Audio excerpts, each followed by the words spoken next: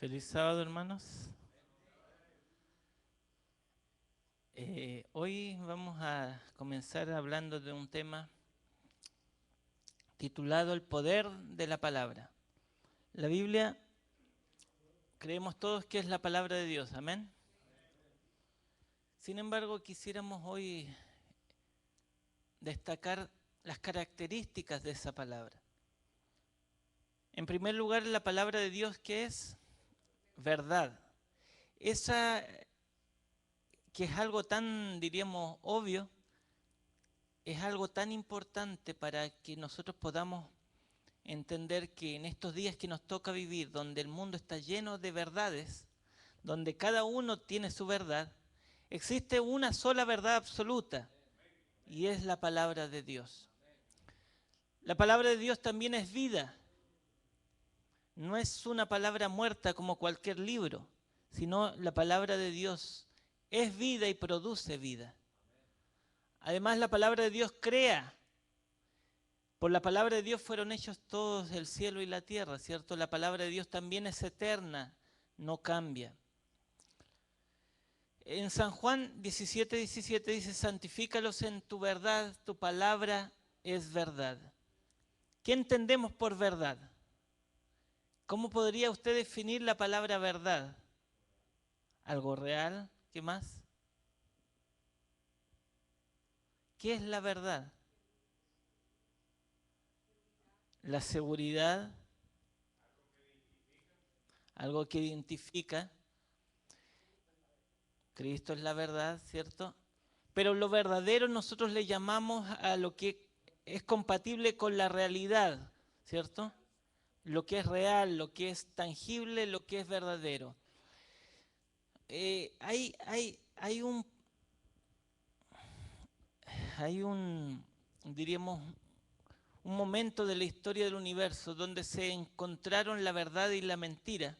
Y fue la primera vez que nosotros vemos en el universo, o tal vez en la Tierra, cuando un día Dios le había dicho a Adán y Eva, le dijo, mira, el día que ustedes coman de este árbol, ustedes van a morir. No porque el árbol tuviera veneno, sino simplemente porque Dios le dijo, mira, de todos los que están acá son de ustedes, menos uno. Uno no es de ustedes, yo no se los voy a dar, lo voy a dejar reservado allí.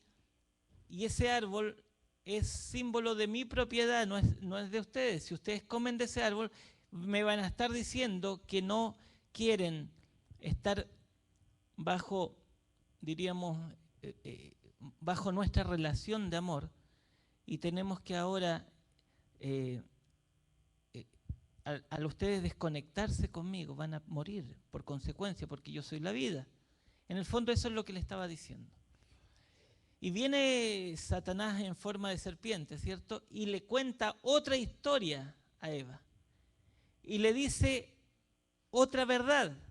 Le dice, mira, el día que tú comas del árbol de la vida, vas a conocer el bien y el mal. ¿Era verdad o era mentira? Era verdad. Pero no era una verdad completa, ¿cierto? Porque ella no entendía que eso no era positivo, eso era negativo, eso era terrible. Y que realmente iba a morir. No iba a morir en el momento, ¿cierto? Porque ella le decía, mira, si yo como y no me muero, ¿cierto? Por lo tanto, Satanás presenta la realidad de una forma distorsionada, que aparentemente nosotros creemos que es verdad porque estamos viendo, ¿cierto? Ella veía cómo la serpiente comía del fruto y no moría. Y Dios había dicho que si ella comía, ella iba a morir. Entonces aparentemente parecía que Dios no estaba diciendo la verdad. Y al momento que ella deja que la verdad de Satanás sea más valiosa para ella que la verdad de Dios, entonces ella acepta comer de ese árbol y sufre las consecuencias que vienen posterior. Y pierde la relación con Dios. Ustedes sabían que la verdad es tan importante porque la verdad es la que nos mantiene en relación con Dios. En otras palabras, por eso que la Biblia habla que nosotros somos salvos por la fe. ¿Y qué es la fe? Sencillamente es creer la palabra de Dios, eso es fe. En otras palabras, aunque yo no vea, aunque yo no entienda, yo acepto la palabra de Dios porque es palabra de Dios, porque Él la dice y porque Él es seguro. Por lo tanto, es importante en los días que nos toca vivir que busquemos la verdad en Dios y en su palabra. No en lo que dicen otros, no en lo que dice la ciencia, no en lo que dicen cualquier persona, sino nuestro único y fundamento seguro es la palabra de Dios, que es verdad. Dice la palabra de Dios es vida, dice San Juan 6:63, el Espíritu es aquel que da vida, la carne para nada aprovecha, las palabras que yo os doy, dijo Jesús, son espíritu y son vida. La palabra de Dios tiene una característica, la palabra de Dios tiene la capacidad de dar vida. Cuando Él le dijo a Lázaro, Lázaro, levántate, ¿qué hizo Él con su palabra? Dio vida. La palabra de Dios no es como la palabra de un ser humano, la palabra de Dios da vida, levanta. Y unos todavía llegan a decir que Él tuvo que decir Lázaro, porque si Él no dice el nombre, es capaz que todos los muertos se levantan. Él tuvo que decirle Lázaro, porque si no, porque la palabra de Dios es tan poderosa, que tal vez levantaba a todos los muertos que estaban por ahí, ¿no? Por eso Él le dijo, Lázaro, a ti te digo, levántate. ¿Y ustedes sabían que hoy nosotros también podemos recibir esa vida de la palabra de Dios? Pero para eso tenemos que ir al primer paso, creer que es verdad. Creer que la palabra de Dios da vida. ¿Ustedes sabían que el problema del pueblo de Israel no fue su pecado? Hebreos dice que el problema del pueblo de Israel, que ellos no pudieron entrar a la tierra prometida, fue por causa de ¿qué cosa? De la incredulidad. ¿Y qué quiere decir incredulidad? No creerle a Dios. El Señor ¿ustedes sabían cuánto tiempo se demoró el pueblo de Israel en llegar a la tierra prometida? No, se demoró 1 año y poco. Ustedes sabían que cuando salieron de Egipto ellos viajaron y llegaron en 1 año y poco a un lugar que se llamaba Cades Barnea. Cuando llegaron a ese lugar, el Señor le dijo simplemente, ya llegamos. Este es el lugar, desde acá ustedes pueden ya empezar a mirar allá la tierra prometida. Pueden pasar, entren, es suya. Allí fluye leche y miel. Y si usted estudia, siempre yo había escuchado que Dios le había dicho, en los sermones que yo escuchaba, decía, el Señor le dijo a ellos, ¿cierto? Elijan espías. Eso está en Números capítulo 13. Pero si usted estudia Deuteronomio 1, cuando Moisés cuenta la historia de nuevo, se la vuelve a contar al pueblo antes de morir, él le recuerda la historia y le dice, Deuteronomio 1, le dice, miren, cuando llegamos a Cades Barnea, ustedes me dijeron, mandemos espías. ¿Por qué le dijo la gente que mandara espías? Porque no creyeron en qué cosa. En la palabra de Dios. Dios le dijo, entren, que la tierra es suya. Si el Señor les dijo, entren porque la tierra es suya, ¿qué debían hacer ellos? Entrar. Pero ellos dijeron, no, porque nosotros hemos escuchado que por allá hay gente bien terrible. Y mandemos espías. Y Dios aceptó para que vieran con sus propios ojos lo bonito que era el lugar, lo bueno que era. Y claro, entraron 12 personas allí a ver y volvieron contentos o volvieron tristes. Dice que volvieron hasta con un racimo de uva. Entre dos, ¿cómo sería de grande las uvas? Yo nunca he visto uva de ese porte, ¿no? Que un racimo de uva tenga que ser cargado por 2 personas. Pero dice que cuando llegaron de vuelta, trajeron la prueba que Dios no mentía, que Dios había dicho que era una tierra fértil, que era la mejor tierra de todo el mundo. Y trajeron hasta la prueba, pero le dijeron lo que nadie nos dijo, que allí también la gente era grande, así como las uvas. y nos van a destruir y nos van a pisar como langosta. No, no hay forma de ganarle a esa gente. Además, se dieron cuenta que los filisteos y la gente que vivía por allá eran los primeros que habían usado el fierro para el armamento. Ellos, primero que nunca habían peleado con nadie, eran esclavos, no tenían ejército, no tenían ninguna posibilidad. Si fueran a pelear, lo único que tendrían eran palos, piedras, cuchillos máximo, y ellos estaban forrados con fierro por todos lados. No había forma de ganarles, o sea, realmente era imposible ganarles en guerra. Pero ellos no contaban con el poder de Dios. Y saben ustedes, muchas veces la iglesia no avanza porque nosotros decimos, es que realmente, mire, aquí no tenemos gente capacitada para eso, o aquí no podemos porque esto y lo otro. Y siempre que uno quiere hacer algo para el Señor, siempre hay gente que dice, no, hermano, es que aquí ya se ha intentado mucho, aquí no funciona. Tal vez en su país funcionará, pero acá no. ¿Y sabe por qué? Porque creemos en lo que vemos y no lo que el Señor nos dice. La palabra de Dios no falla. Y ellos dijeron, mire, mejor hubiéramos muerto en el desierto. Y como ellos dijeron eso, el Señor le dijo, está bien, vayan y mueran en el desierto. Y ahí fueron que se fueron a vagar los 38 años y medio que les quedaba.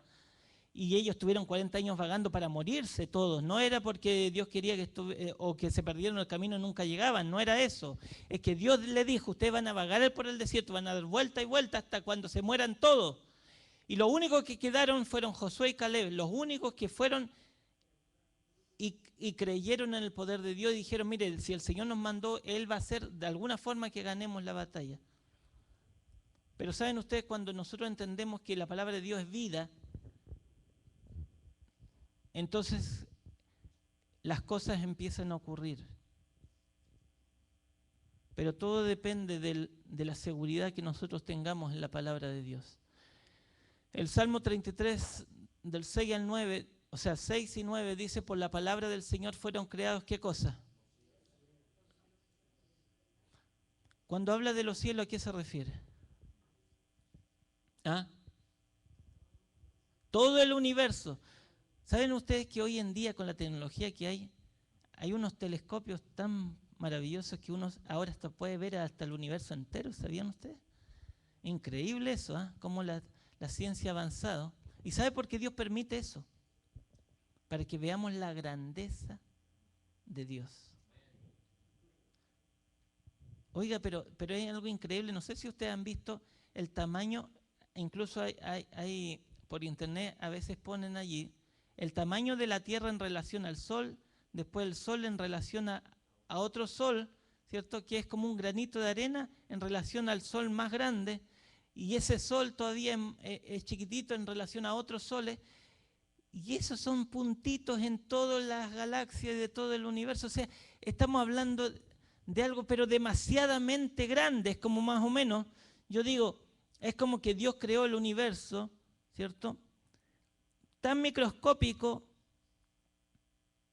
que Él es tan grande y que Él abarca todo el universo y todavía sobra mucho más, y que es algo que ni en la mente nos cabe, y es algo tan grande, tan grande, tan grande, y ese Dios tan grande que creó todas las cosas, dice allí, habló y todo fue creado. Y todo ese universo entero lo hizo solamente hablando. ¿Sabe por qué? Porque Él tiene una capacidad.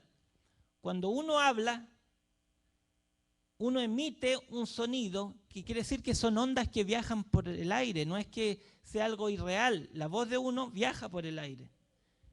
Si hay, por ejemplo, si hubiera un radar de aquí a 1000 kilómetros que tuviera la capacidad de escuchar, escucharía mi voz, porque la voz viaja en el aire. El problema es que no se tiene a veces los radares para escucharlo, pero la voz sigue viajando, ¿cierto?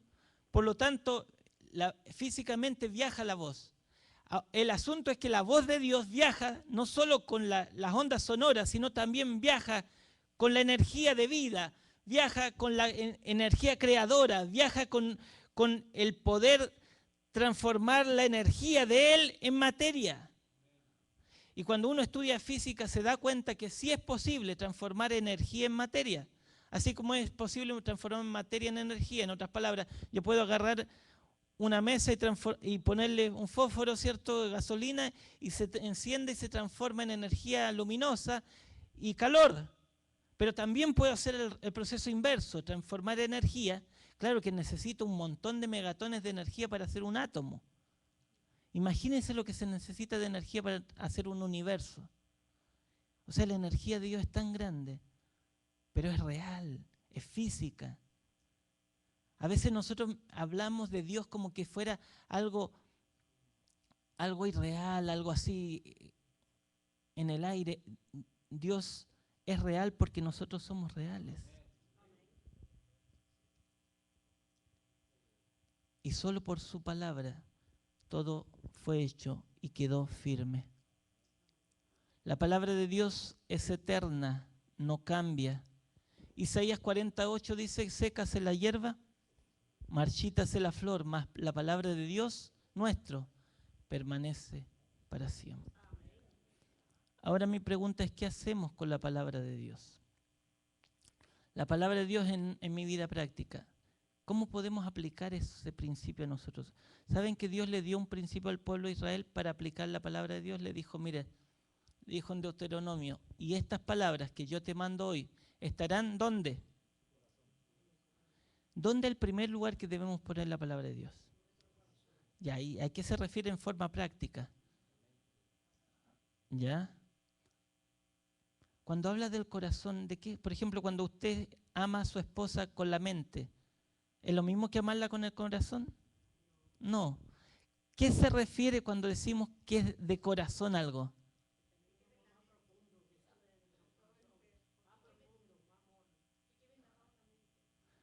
Ya, pero ¿se da cuenta que no es fácil describir el asunto? El corazón mío es una bomba de acá que late sangre, no piensa. ¿A qué se refiere cuando nosotros hablamos del corazón? Ya, pero la Biblia dice que tenemos que alabar al Señor con la mente y también con el corazón, o sea, son dos cosas distintas. Cuando la Biblia habla de la mente, ¿a qué se refiere? Se refiere a la razón. Cuando habla del corazón, ¿se refiere a qué cosa? A la emoción. Nosotros somos seres emocionales y somos seres racionales. Hay mucha gente que piensa que lo espiritual se discierne solo racionalmente. Y hay mucha gente que piensa que lo espiritual solo se discierne sentimentalmente. Pero Dios nos hizo un ser completo, de mente y corazón. En otras palabras, Dios quiere que tú no solamente te sepas la palabra de Dios en tu mente, sino que la hagas carne tuya, la hagas parte de tu ser, parte de tu emoción, parte de tu seguridad, parte de ti.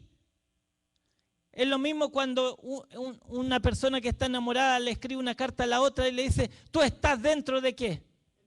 De mi corazón. En otras palabras, tú haces parte de mí. Y cuando la persona que ama tanto le escribe una carta y le dice, ¿sabes qué más? Me gustó Juanito y ya no quiero estar contigo. Le rompe ¿qué cosa? El corazón.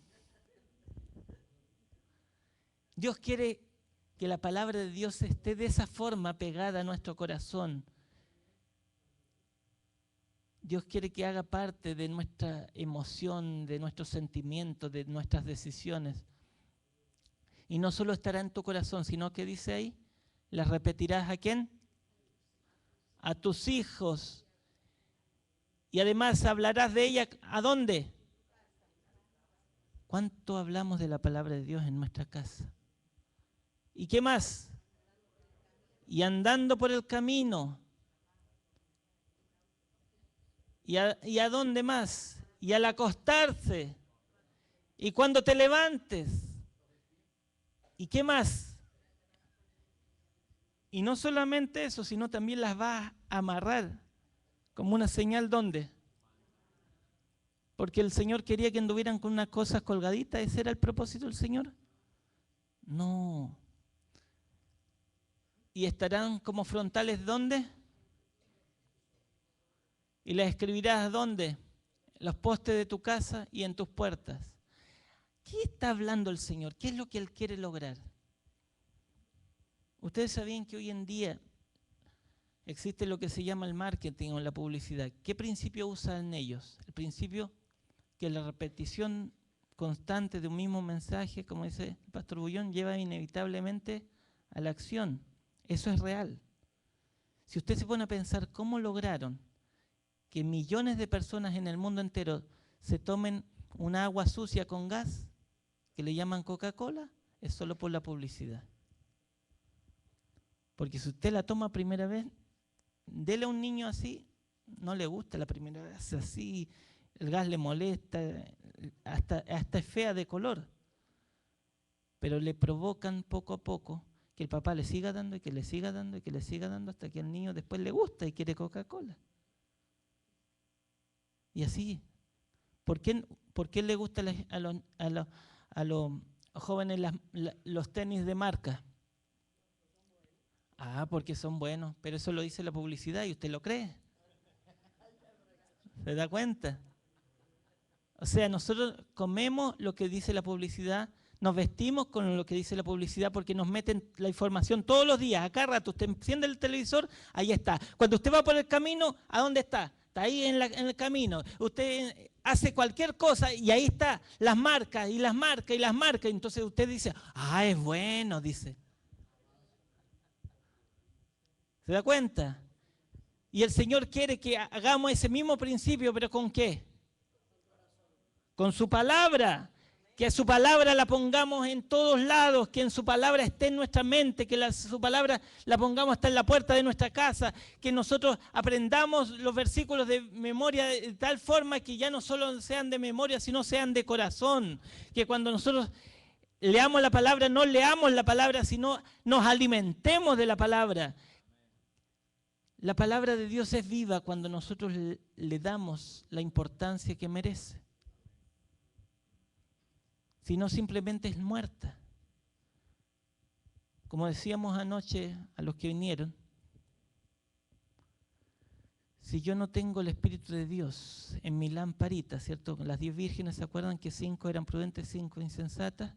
Las 5 prudentes, la única diferencia que tenían era que tenían aceite en sus vasijas, pero las 10 tenían lámparas. La lámpara es la palabra de Dios. Hasta el final, la gente que espera la venida de Cristo va a tener la palabra de Dios. Pero la palabra de Dios sin espíritu genera incredulidad.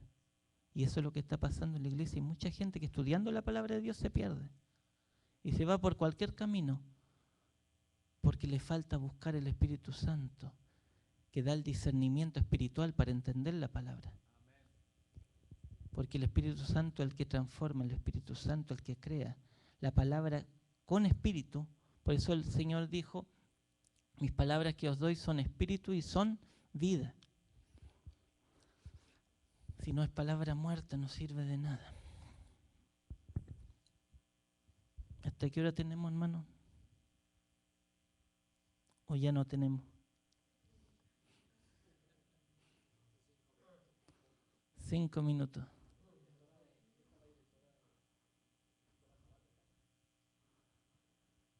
¿Hay palabra de Dios para el miedo, no?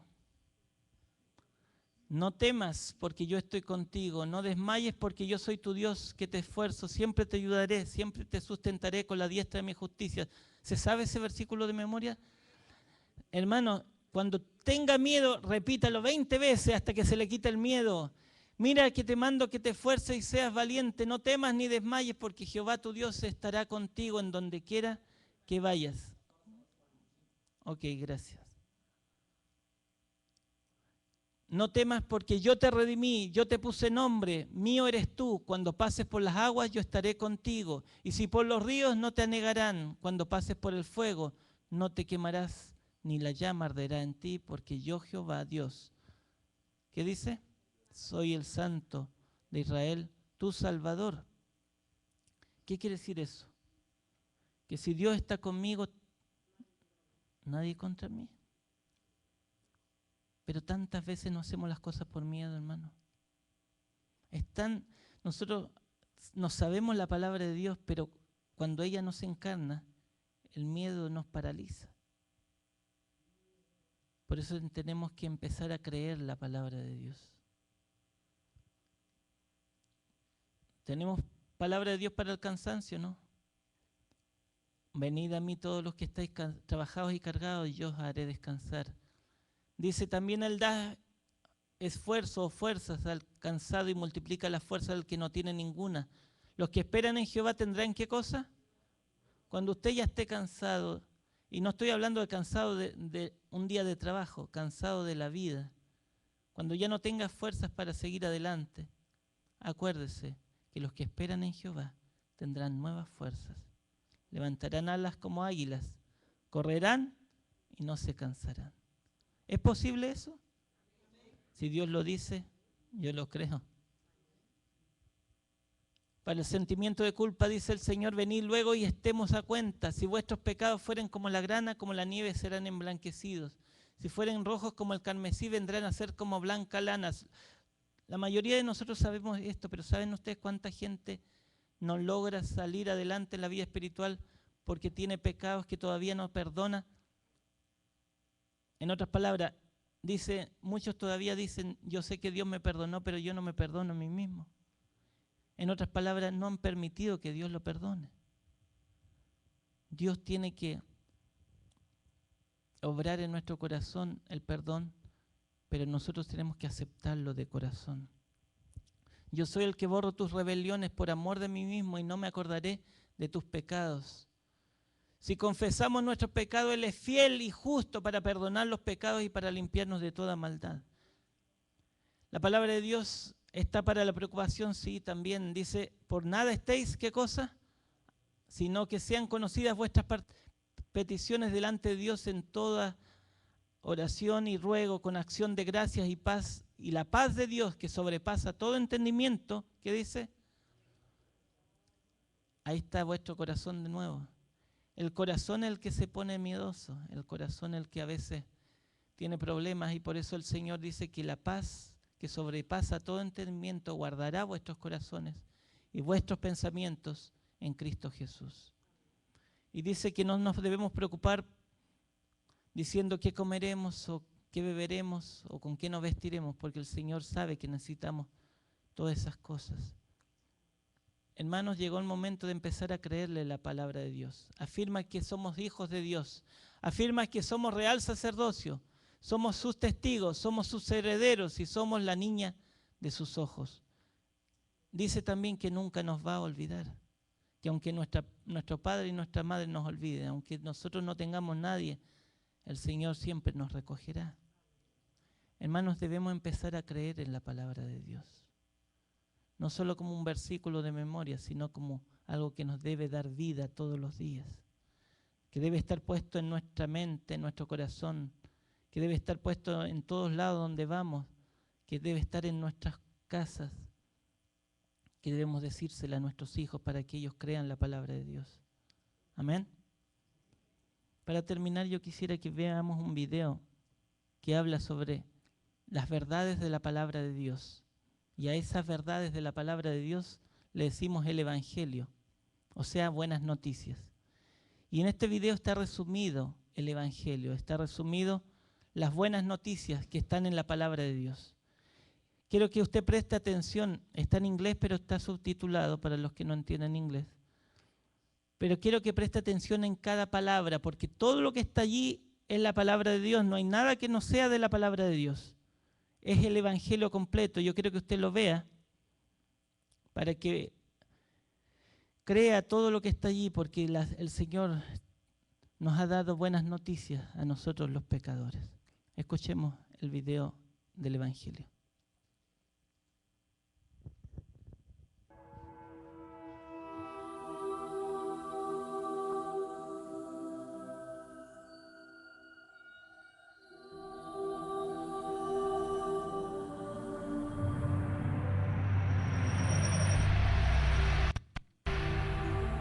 I am going to introduce you to the gospel right now. You are a rebel. Whether you want to acknowledge it or not, I'll tell you straight up. You are a rebel against the living God. This is your natural disposition. Why? Because you were born in sin. We are in a prison cell.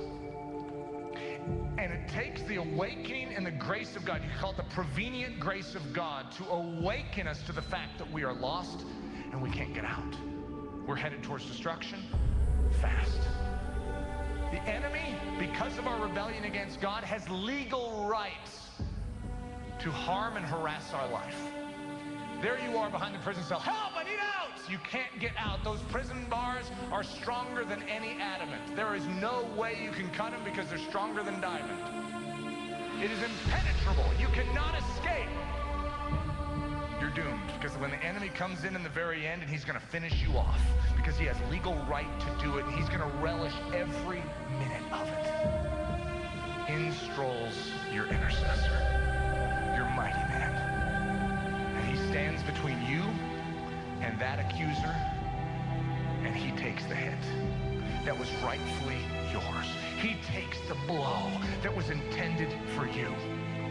That is an extraordinary reality, that he was turned to a pulp, and he actually died. God died for you.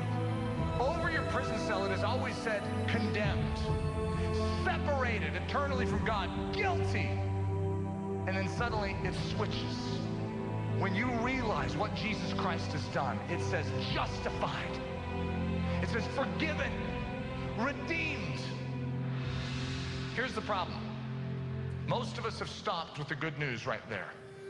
The blood of Jesus Christ has been shed and he was killed. And I want you to know that is unbelievable news. But we are still in a prison cell.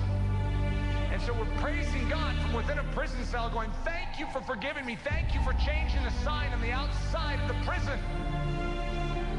And God's word says, could you check the door to the prison cell? Because my blood was shed for more than just forgiveness. Forgiveness was the avenue through which he could make the escape for us. He isn't just interested in dealing with the consequences or the penalty of sin. He's also dealt with the problem of sin. That's the door. It's unlocked. The door to the prison cell is unlocked. Walk out. Smell the open air of freedom and liberty in the life of Jesus Christ. When you get outside the prison cell, there's like this chariot that's waiting. Emissaries from the king, and they say the king beckons you into his presence. You know how bizarre this is when you realize that you were a rebel? That you were undeserving completely. The living God has literally given up his life for you. And now he has set you free. And now the very king is beckoning you into his presence. It's like, are you sure you have the right guy here? I'm a rebel. I stood against my God. I spat in his face. How could he want me? The king beckons you. You get in the chariot. And as you're pulling into the kingdom, you're looking for where they might drop you off. You're looking for that poor district. You're saying, where are you taking me? Well, into the very near presence of the king. He wants you to live right where he lives. Not just the penalty, not just the problem, but an invitation into his very near presence. But as you're coming in, the emissaries say, he wants to adopt you as his child. Me? We are brought in and invited near to share his heart. You come into his presence, totally broken before the reality of what he has done for you. I don't deserve this. Why have you done this for me? I love you. I have a commission for you. For me? You want to have me work for you? I want you to work for me. I want you to represent me. Absolutely. Anything I can do for you, just tell me. I need you to go back to that prison cell that I took you out of, because there's a whole bunch more that need to know about me and my love and my truth. Will you go for me? In a heartbeat, I would gladly serve you any way you want, any way you ask. I need to forewarn you. I'm going to send you out, and you'll be as a sheep among wolves. They'll kill you. They'll destroy you. They'll hate you. They'll persecute you. They will do whatever they can to harm you. I'm in. I'll do it, God. I don't care. You shed your blood for me. I would gladly shed my blood for you. Take my body, take my blood, spend it any way you want. I belong to you in covenant. Take me, Lord Jesus. Send me. The commission, not just the penalty, not just the problem, not just the invitation into his very near presence, not just the adoption as a son and a daughter of the King of Kings, but we are commissioned to represent him. And I want you to realize that is a privilege beyond all other privileges, to bear the very name, the very image, the very reputation of God Almighty. And he says, I ask you to go. Go and make disciples of all men. Go and be unashamed of my gospel and preach it. Go, rescue the lost in the power of my name. For is not the lamb that was slain worthy to receive the reward of his suffering. I'll go. And as you're beginning to head out with his blessing, he says, hold it. Wait, there's one more thing. Not just the penalty, not just the problem, not just the invitation to his very near presence, not just the adoption as the son or a daughter of the king, and not just the commission. This is the capstone. If you think that is all good, you could wrap that all up into one ball and it still falls short of the final one. Because this final one is so condescending on the part of our king. It is so bewildering. It is so extraordinary, so amazing. And this is the truth that turns the world upside down. Before you go, what I'm sending you out to do is impossible. I know. And if you do it in your own strength, you'll fail. I don't care. I'm willing to do whatever you ask of me. And if you want me to go in there and just die, I'm willing. I'm sending you out to be a victor. My children will not lose. Would you give me your body? And I will come in and make it my home. And I will take those hands of yours and make them my hands. I will take those feet of yours and make them my feet. I will take that mouth of yours and it will speak my words. I will take those eyes of yours and they can now see what I need you to be seen in this world. And I will take your heart of stone and make it a heart of flesh so that it will beat with my burdens and you will care for the very things that I care about. And your prayers will become my prayers. And your life and your attitude and your behavior every minute of every day will be the very behavior of God. Will you allow me to overtake your life? Because then we go into this world as little lambs with the faces of lions. Because the living God Almighty, the consuming, almighty, sovereign God dwells within his children. And as we stand and the wolf pack surrounds us, we stand in the authority in the name of Jesus, and we will not back down. Because we do not head off to war to lose. We head off to war to win. Our God mocks all the powers of earth and hell through fluffy little lambs. Because his lambs beat the wolf packs. That's the gospel. The gospel trounces upon all the powers of earth and hell and demonstrates to the universe the manifold wisdom of God, that he is in control.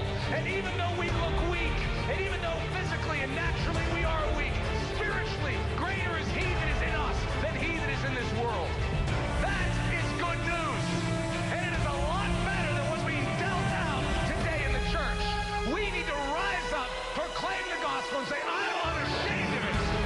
Dear Lord Jesus, take what is rightfully yours. Don't just send us with yourself. Firmly planted within our souls. We cannot do your work. We cannot bring you glory, even though we're willing to do it without you. Please, if you want to come with us, why in the world would we ever try on our own? You don't have to go on your own. You don't have to pull off the impossible on your own. You don't have to fail any longer. Your God is ready to do it in and through you. You can't do it. You can't muster up the discipline. You can't muster up the intellect. You can't muster up the strength. You can't muster up the perseverance and the fortitude. He can. You can't love the lost. You can't love those that spit upon your face. He can. Don't pray that God would teach you how to love like he loves. Pray that he would fill you with himself and he would love in and through you. Don't pray that he would teach you to have joy. Pray that the living God full of joy would enter into you. Don't pray that he would teach you how to be peaceful. Ask for the God of peace, the Prince of Peace, to infill you. Because if you try and imitate in your own strength, you will be a miserable replica. But if you allow the impartation of Jesus Christ to overtake you, suddenly it all works. Because it's him imitating himself. And he's very good at being God.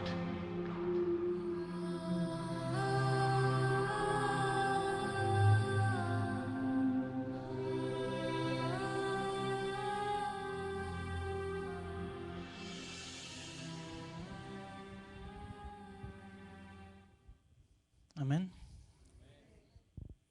El Señor quiere entrar en nuestra vida y quiere hacer por nosotros lo que nosotros no podemos hacer por nosotros mismos. Pero tenemos que creer. Todo lo que está allí es la verdad. Nosotros podemos vencer si Él entra en nosotros. Si no, estamos perdidos.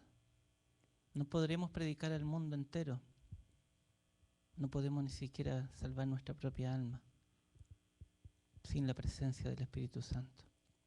Por eso en este momento nos vamos a poner de rodillas, vamos a clamar al Señor para que nos dé su presencia en nuestra vida, en nuestro corazón y en nuestra iglesia.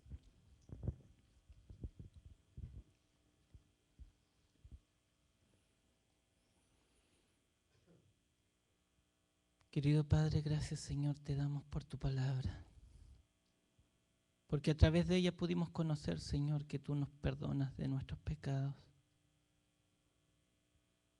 Y nos liberas, Señor, del poder de Satanás. Pero muchas veces, Señor, nosotros vemos que en la iglesia hay mucha gente que ha sido perdonada, pero que todavía vive en la cárcel. Porque somos esclavos de distintas cosas, Señor. Ya sea de los afanes de este mundo, de vicios, de malos hábitos, del amor a las cosas materiales y de tantas cosas, Señor, que nos mantienen esclavizados y no nos dejan disfrutar de la libertad de ser hijos tuyos. Nos pasa como el hijo mayor del hijo pródigo, el hermano mayor del hijo pródigo que no vivía feliz en la casa del padre y no disfrutaba de ser hijo, Señor, de su padre. Por eso te pedimos que tú nos ayudes a ser cristianos gozosos, porque creemos que tu palabra es poderosa para transformar nuestras vidas. Para eso, Señor, pedimos que el Espíritu Santo, en primer lugar, nos lave con la sangre de Cristo de todo pecado, Señor. Que tu gracia, que es suficiente, Señor, pueda transformar nuestros corazones, como dice Ezequiel, de un corazón de piedra en uno de carne. Y que, Señor, entre en nosotros con fuerza, con poder, con tu presencia, haciendo tu voluntad, tomando el control de nuestra voluntad. Cumpliendo, Señor, la profecía que tu pueblo será lleno de tu gloria. Y que este pueblo, Señor, que tú levantaste proféticamente, pueda iluminar al mundo con el mensaje que tú le diste. No porque transmitimos información, sino porque tenemos el Espíritu Santo que domina nuestro corazón. Por eso, Señor, enséñanos a adorarte, enséñanos a alabarte, enséñanos a vivir el Evangelio y no solo a saberlo de memoria, sino saberlo de corazón y a transmitirlo a nuestros hijos y a tenerlo como principal prioridad en nuestra vida, en nuestro corazón. Te entregamos esta iglesia en tus manos para que tú, Señor, te glorifiques en ella, para que tú, Señor, hagas grandes maravillas, para que veamos que aunque somos débiles, tú eres fuerte. Aunque somos necios, tú eres sabio, Señor. Aunque no podemos, tú sí puedes. Por eso, Señor, nos entregamos en tus manos tal como somos, agradecidos porque sé que lo harás para gloria de tu nombre y en el poderoso nombre de Jesucristo lo pedimos. Amén. Amén. Vamos a quedar divididos.